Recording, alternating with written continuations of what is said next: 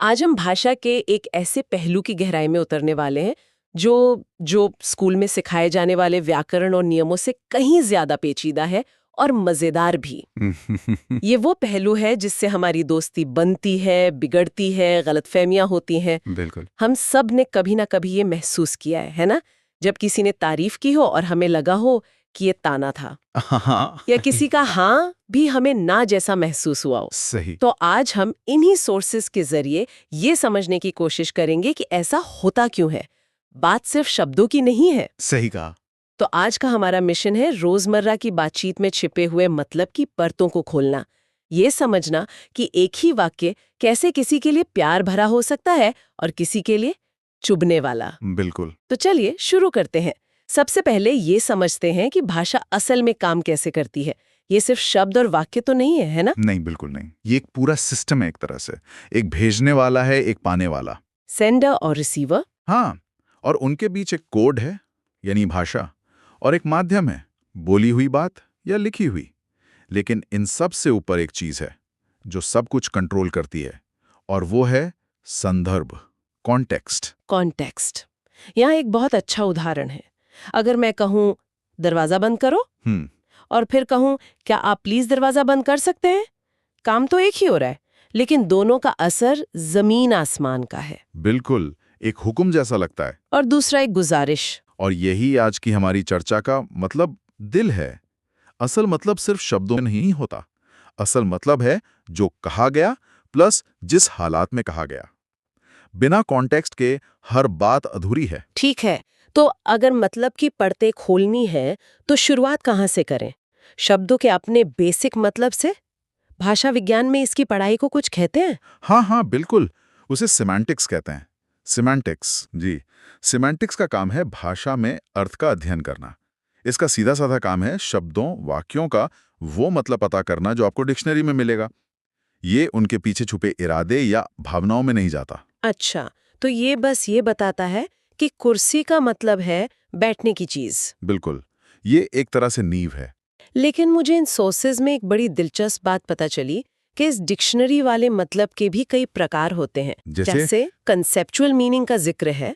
ये क्या होता है? कंसेप्चुअल मीनिंग किसी शब्द का सबसे बुनियादी कोर मतलब होता है। जैसे ही मैं कुत्ता बोलता हूँ, आपके दिमाग में जो एक बेसिक तस्वीर बनती है, 4 पैर, 1 पूंछ, भौंकने वाला जानवर। हाँ बिल्कुल, वो उसका कॉन्सेप्चुअल मीनिंग है। ये वो मतलब है जिस पर ज्यादातर लोग सहमत होंगे। ये ऑब्जेक्टिव है। लेकिन बात यहीं खत्म नहीं होती है ना, क्योंकि घर शब्द का कंसेप्चुअल मीनिंग तो होगा ईंट और सीमेंट से बनी एक इमारत। पर जब हम घर कहते हैं तो हमारा मतलब सिर्फ इमारत नहीं होता। एकदम सही पकड़ा आपने। और यहीं पर मतलब की दूसरी परत आती है। इसे कहते हैं कॉनोटेटिव मीनिंग। अच्छा। ये किसी शब्द से जुड़ा हुआ हमारा भावनात्मक, हमारा सामाजिक या सांस्कृतिक एहसास है। घर शब्द से सुरक्षा, आराम, परिवार, अपनापन, ये सारी भावनाएं जुड़ी हैं। इसीलिए रियल एस्टेट वाले मकान नहीं घर बेचते हैं। बिल्कुल, मार्केटिंग का तो पूरा खेल ही इसी पर टिका है। अरे वाह। और एक और मजेदार चीज थी कोलोकेटिव मीनिंग। ऐसा लगता है जैसे भाषा में कुछ शब्दों की अपनी पक्की दोस्ती होती है, वो हमेशा साथ ही आते हैं। हाँ, आप इसे ऐसा ही समझ सकती हैं। कुछ शब्द हमेशा एक खास जोड़ी में ही अच्छे लगते हैं और स्वाभाविक लगते हैं। जैसे हम कहते हैं तेज बारिश, या पक्का दोस्त। या पक्का दोस्त, करारा जवाब। व्याकरण के हिसाब से मजबूत बारिश या हल्का जवाब गलत नहीं है, पर सुनने में बहुत अजीब लगता है। हाँ, कोई कहता नहीं। कोई नहीं कहता।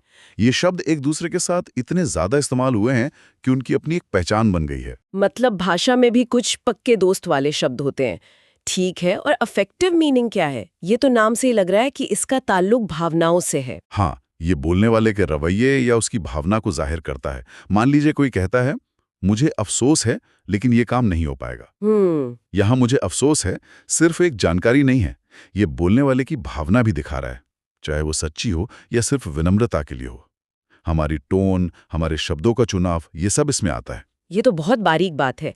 इससे जुड़ा हुआ सोशल मीनिंग भी होगा फिर, कि हम किससे बात कर रहे हैं उससे मतलब कैसे बदलता है। बिल्कुल, सोशल मीनिंग हमारी सामाजिक पहचान और हमारे रिश्ते को दिखाता है।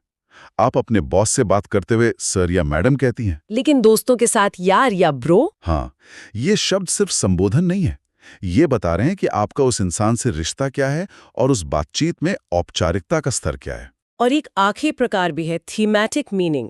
स्रोत में एक उदाहरण था, मैरी ने केक बनाया और केक मैरी द्वारा बनाया गया था। मतलब तो एक ही है, पर कुछ तो फर्क है। फर्क है जोर का, फोकस का। अच्छा, फोकस का। हाँ, दोनों वाक्यों का मूल मतलब यही है कि केक बनाने वाली मैरी है, लेकिन पहले वाक्य में हीरो कौन है? मेरी। मैरी ने केक बनाया। बिल्कुल। और दूसरे वाक्य में केक मेरी द्वारा बनाया गया था। यहाँ तो केक हीरो है। सही। हम अपनी बात में किस चीज को ज्यादा अहमियत देना चाहते हैं, यह हम वाक्य की बनावट बदलकर तय करते हैं। इसी को थीमैटिक मीनिंग कहते हैं। ठीक है, तो सिमेंटिक्स हमें अर्थ की एक ठोस नींव देता है। हमें शब्दों के अलग अलग तरह के शाब्दिक मतलब समझ आ गए, लेकिन ये अभी उस सवाल का जवाब नहीं देता कि डिनर टेबल पर कोई ये क्यों पूछता है, क्या आप नमक पास कर सकते हैं? वो सच में मेरी नमक उठाने की काबिलियत पर तो सवाल नहीं कर रहा। हाँ, ये बढ़िया सवाल है। और यहीं से हम सिमेंटिक्स की दुनिया से निकलकर प्रैग्मैटिक्स की दुनिया में कदम रखते हैं। प्रैग्मैटिक्स ये एक तरह का जादू की तरह है। ये संदर्भ में अर्थ का अध्ययन है। ये इस बात पर ध्यान देता है कि हम असल जिंदगी में भाषा का इस्तेमाल अपने इरादे पूरे करने के लिए कैसे करते हैं। तो उस नमक वाले सवाल का सिमेंटिक मतलब तो हुआ, do you have the ability to pass the salt? हाँ, शाब्दिक अर्थ तो यही है। लेकिन प्रैग्मैटिक मतलब हुआ, प्लीज पास द सॉल्ट। बिल्कुल सही। और इस छिपे हुए इरादे को, यानी असल मकसद को, भाषा विज्ञान में इलोक्यूशनरी फोर्स कहते हैं। इलोक्यूशनरी फोर्स। हाँ, ये वो शक्ति है जो शब्दों के पीछे छुपी होती है। इन सोर्सेज में स्पीच एक्ट थ्योरी का भी जिक्र है। लगता है ये इसी आइडिया को और गहराई से समझाती है, पर ये सुनने में थोड़ा भारी लग रहा है। नहीं, ये बहुत दिलचस्प है और उतना मुश्किल नहीं। Philosopher J.L. ऑस्टिन बोसोन्सियल ने ये थ्योरी दी थी। उनका कहना था कि जब भी हम कुछ बोलते हैं तो हम असल में एक साथ 3 काम कर रहे होते हैं। 1 मिनट, एक ही वाक्य में 3 काम? ये कैसे हो सकता है? थोड़ा आसान करके समझाइए। जरूर। चलिए एक उदाहरण लेते हैं। मान लीजिए कमरे में कोई कहता है, यहाँ बहुत ठंड है। ठीक है। तो पहला काम है लोकेशनरी एक्ट, यानी वो शब्द और वाक्य जो असल में बोले गए। इस केस में यहाँ बहुत ठंड है। सिंपल। दूसरा काम है एलोकेशनरी एक्ट, यानी बोलने वाले का छुपा हुआ इरादा। इस मामले में इरादा शायद ये अनुरोध करना है कि कोई खिड़की बंद कर दे या हीटर चला दे। अच्छा, मतलब जो असल में कहा नहीं गया। हाँ। और तीसरा काम है परलोक्यूशनरी एक्ट, यानी सुनने वाले पर उस बात का क्या असर हुआ। इस उदाहरण में असर ये हो सकता है कि सुनने वाला सच में जाकर खिड़की बंद कर दे। अरे वाह, अब समझ आया। तो जब कोई कहता है यहाँ ठंड है, तो वो सिर्फ मौसम का हाल नहीं बता रहा। नहीं, वो एक काम करने के लिए कह रहा है, बिना सीधे तौर पर कहे। बिल्कुल। इसका मतलब है कि एक होता है डायरेक्ट स्पीच एक्ट, जैसे मैं सीधा कह दूं खिड़की बंद करो, और दूसरा होता है इनडायरेक्ट, जैसे मैं कहूं यहाँ ठंड है। एकदम। और हम अपनी रोजमर्रा की जिंदगी में शायद 90% वक्त इनडायरेक्ट स्पीच एक्ट्स का ही इस्तेमाल करते हैं। पर हम ऐसा करते क्यों हैं? सीधे सीधे क्यों नहीं बोल देते? इसकी कई वजहें हैं। एक तो विनम्रता। खिड़की बंद करो एक आदेश है जो शायद किसी को बुरा लग सकता है। सही बात है। लेकिन यहाँ ठंड है सामने वाले को एक विकल्प देता है। वो चाहे तो मदद कर सकता है या बात को नजरअंदाज कर सकता है। इससे सामाजिक रिश्ते बने रहते हैं। और शायद अपनी बात का वजन बढ़ाने के लिए भी, जैसे ऑफिस में बॉस का ये कहना कि इस रिपोर्ट को आज शाम तक पूरा करना एक बहुत बड़ा चैलेंज होगा। बिल्कुल, वो असल में एक इनडायरेक्ट ऑर्डर ही तो है। सही बात है, ये तो हर जगह होता है। अब मुझे वो नाइस ड्रेस वाला उदाहरण और भी साफ समझ आ रहा है। ये बात कि एक ही वाक्य तारीफ भी हो सकता है और ताना भी, ये पूरी तरह से प्रैग्मैटिक्स और कॉन्टेक्स्ट का खेल है। बिल्कुल। अब हम उन सब चीजों को जोड़ सकते हैं जो हमने डिस्कस की हैं। सोर्सेज हमें 4 मुख्य तरह के संदर्भ बताते हैं जो मिलकर किसी वाक्य का असली मतलब तय करते हैं। अच्छा। पहला है लिंग्विस्टिक कॉन्टेक्स्ट, यानी उस वाक्य के ठीक पहले और बाद में क्या कहा गया। और दूसरा जरूर वो माहौल होगा कि हम कहाँ हैं, कौन लोग आसपास हैं। सही। उसे सिचुएशनल कॉन्टेक्स्ट कहते हैं। आप किसी दोस्त की शादी में हैं या ऑफिस की किसी गंभीर मीटिंग में। तीसरा है कल्चरल कॉन्टेक्स्ट। हमारे समाज में तारीफ कैसे की जाती है, मजाक कैसे किया जाता है, व्यंग्य के क्या नियम हैं। और चौथा, जो शायद सबसे जरूरी है, वो है इंटरपर्सनल कॉन्टेक्स्ट। बोलने वाले और सुनने वाले का आपस में रिश्ता। बिल्कुल। तो अगर मेरी कोई अच्छी दोस्त जिसने मुझे ड्रेस खरीदने में मदद की थी, वो कहती है नाइस ड्रेस, तो ये एक सच्ची तारीफ है। हाँ, लेकिन अगर ऑफिस में कोई ऐसा सहकर्मी जिससे मेरी बनती नहीं है, एक अजीब सी मुस्कान के साथ कहता है नाइस ड्रेस, तो वही वाक्य एक तीखा व्यंग बन जाता है। शब्द वही है, मतलब बिल्कुल उल्टा। बिल्कुल। आपकी आवाज का उतार चढ़ाव, चेहरे के हाव भाव, आपका रिश्ता और वो मौका, ये सब मिलकर उन दो शब्दों के अर्थ को गढ़ते हैं। ये सब सीधे तौर पर इस बात से जुड़ता है कि हम अलग अलग लोगों से अलग अलग तरह से बात क्यों करते हैं। हम अपने बॉस से वैसे बात नहीं करते जैसे अपने छोटे भाई से करते हैं। सोर्सेज में इसके लिए रजिस्टर और स्टाइल जैसे शब्दों का इस्तेमाल हुआ है।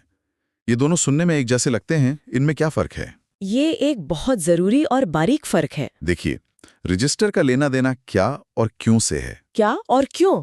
हाँ, यही विषय और उद्देश्य के आधार पर भाषा में आने वाला बदलाव है। जैसे एक डॉक्टर मरीज से बात करते हुए मेडिकल रजिस्टर का इस्तेमाल करेगा। आपके ब्लड प्रेशर में उतार चढ़ाव है, हम कुछ टेस्ट करेंगे। स्पेसिफिक शब्द। हाँ, एक वकील अदालत में लीगल रजिस्टर का इस्तेमाल करेगा। मुवक्किल या दलील देता है। इसमें खास तरह की शब्दावली और वाक्य रचना होती है। अच्छा, तो रजिस्टर का मतलब हुआ किसी खास पेशे या विषय की भाषा। तो फिर स्टाइल क्या है? स्टाइल का लेना देना है किससे से। ये उपयोगकर्ता पर निर्भर करता है और मुख्य रूप से औपचारिकता यानी फॉर्मेलिटी के स्तर को दिखाता है। अच्छा, फॉर्मेलिटी का लेवल। हाँ, सोर्सेज इसे एक पैमाने पर दिखाते हैं। सबसे ऊपर है फ्रोजन स्टाइल। ये वो भाषा है जो कभी नहीं बदलती, जैसे राष्ट्रगान या शादी में पढ़े जाने वाले मंत्र, जो पत्थर की लकीर की तरह है। बिल्कुल। उसके ठीक नीचे शायद फॉर्मल स्टाइल आता होगा, जैसे किसी यूनिवर्सिटी का लेक्चर या कोई आधिकारिक भाषण बोलते हैं। सही। फिर आता है कंसल्टेटिव स्टाइल। ये दो तरफा बातचीत है, लेकिन फिर भी पेशेवर है। जैसे आप डॉक्टर या अपने अकाउंटेंट से बात करते हैं। आप सवाल जवाब कर सकते हैं, लेकिन भाषा औपचारिक ही रहती है। और उसके बाद आता है हम सबका पसंदीदा कैजुअल स्टाइल, हाँ, जो हम दोस्तों और परिवार के साथ इस्तेमाल करते हैं। यहाँ व्याकरण के नियमों की उतनी परवाह नहीं होती, स्लैंग का इस्तेमाल होता है और बातचीत बहुत सहज होती है। और सबसे आखिर में उस पैमाने पर सबसे निजी स्तर पर आता है इंटीमेट स्टाइल। ये वो भाषा है जो बहुत करीबी रिश्तों में होती है, पति पत्नी, भाई बहन या बहुत पक्के दोस्तों के बीच। इसमें अक्सर ऐसे शब्द या इशारे होते हैं जिनका मतलब सिर्फ वो दो लोग ही समझते हैं। बिल्कुल, हर परिवार की अपनी एक ऐसी भाषा होती है ना। हमारे घर में अगर कोई कहता है वो वाली चीज, तो उसका मतलब हमेशा टीवी का रिमोट होता है।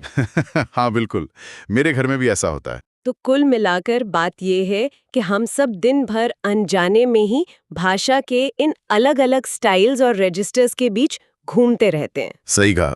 हम एक ही दिन में एक वकील की तरह ईमेल लिखते हैं, जो कि फॉर्मल स्टाइल है, लीगल रजिस्टर में। फिर डॉक्टर से सलाह लेते हैं, कंसल्टेटिव स्टाइल में। और दोस्तों के साथ चाय पर गप मारते हैं, कैजुअल स्टाइल में। ये हमारी भाषाई क्षमता का ही कमाल है। बिल्कुल। तो आज की इस गहरी पड़ताल का जो निचोड़ निकल रहा है वो ये है कि भाषा का मतलब सिर्फ डिक्शनरी में नहीं मिलता। सिमेंटिक्स हमें शब्दों का ढांचा देता है, लेकिन प्रैग्मेटिक्स उसमें जान डालता है। वो हमें शब्दों के पीछे का इरादा समझाता है। और संदर्भ, रजिस्टर और स्टाइल वो कैनवस हैं जिस पर ये सारे अर्थ चित्रित होते हैं। असल में हम दिन भर एक तरह की कोड स्विचिंग करते रहते हैं। एक है शब्दों की दुनिया और दूसरी है इरादों की। और शायद ज्यादातर झगड़े या गलतफहमियां शब्दों के मतलब की वजह से नहीं, बल्कि इरादों को गलत पढ़ने की वजह से होती हैं। बिल्कुल, यही तो प्रैग्मेटिक्स का सबसे बड़ा सबक है। ये एक बहुत बड़ी बात है। ये सब जानने के बाद एक विचार सोचने के लिए छोड़ जाते हैं। अगर हमारी हर बातचीत में इरादे, रिश्ते, सामाजिक नियम और छिपे हुए संदेशों की इतनी सारी परतें होती हैं, तो क्या साधारण या नॉर्मल बातचीत जैसी कोई चीज सच में होती है? या फिर हमारी हर बातचीत, दोस्तों के साथ की गई एक छोटी सी गपशप भी असल में एक बहुत ही सोचा समझा सामाजिक प्रदर्शन है?